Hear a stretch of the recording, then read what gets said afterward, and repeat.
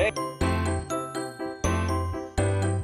hey, I'm good. you look Hey, busy. yeah, I am pretty busy. I'm just cleaning my place. Hey, it looks like your computer screen could use cleaning too. Oh, you're welcome.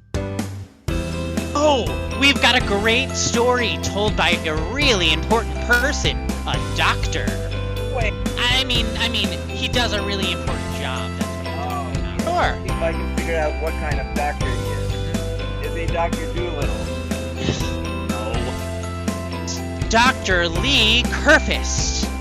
Well, he told me it's called A Suitcase Filled with Stars. Yeah, it's gonna be really interesting.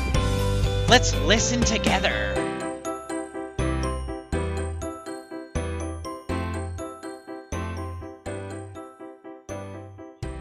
A suitcase filled with stars.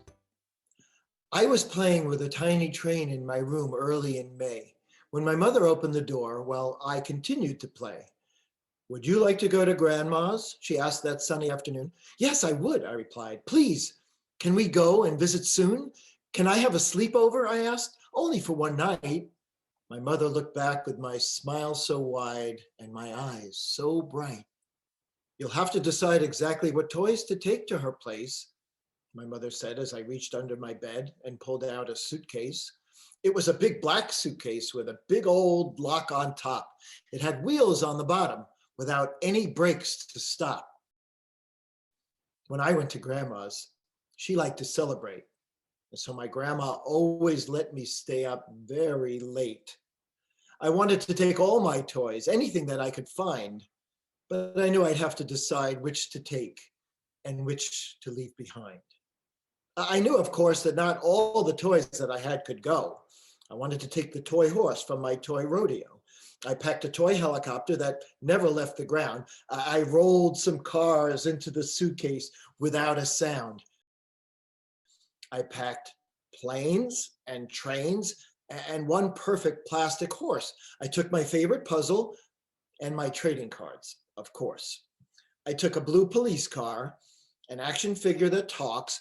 I put in paper and pens and even a few pieces of chalk. When I put in a robot that talked with a string that you pull, I found out that my suitcase was completely full. That was before many things went into that suitcase: baseball, football, soccer balls, a clock with a smiling face.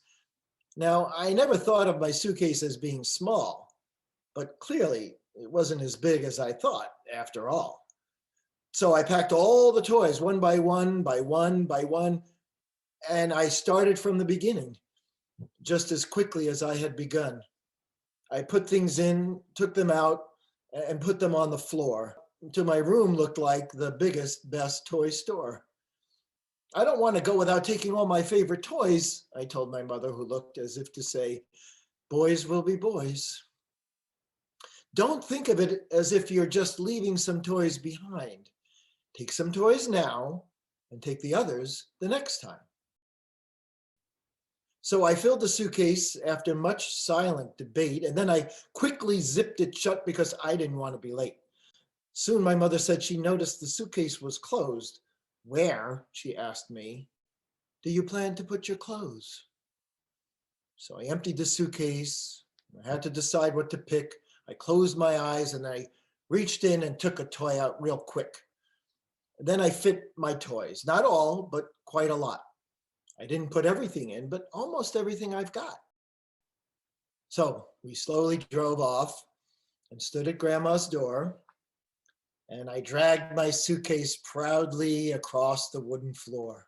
Grandma, wait till you see all the gifts I brought, I said to my grandma, who looked at what we bought. Well, well, she said as I emptied the toys so she could see. You brought a lot of toys with you, most certainly. Then we played and played with all the trains and cars, and I told her I had to leave behind many more. And pretty soon evening with its darkness arrived, as the moon and stars took their place outside. We both looked at the empty suitcase that looked so alone after it had been filled with so many of the toys I own. "Come with me," Grandma said as the evening slowly fell.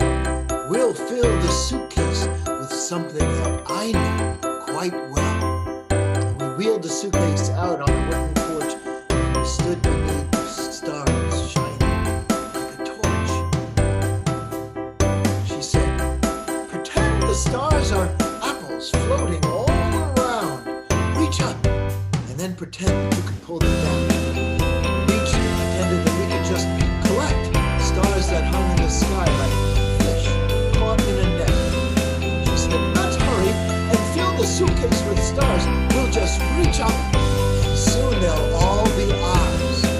So we reached to see who could snag the most stars high above and stuff them in the bag.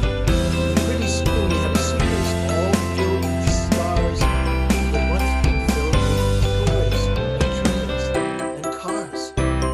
"See how much fun you can have with thoughts, not things," my grandmother said. "The best toys are always your own imaginings." And I told her that I still liked toys, but she was also right. We had a lot of fun with things made of love and life and light. And so that night, I went to bed in a world so full of noise. And I looked out the window at the stars shining like a million toys.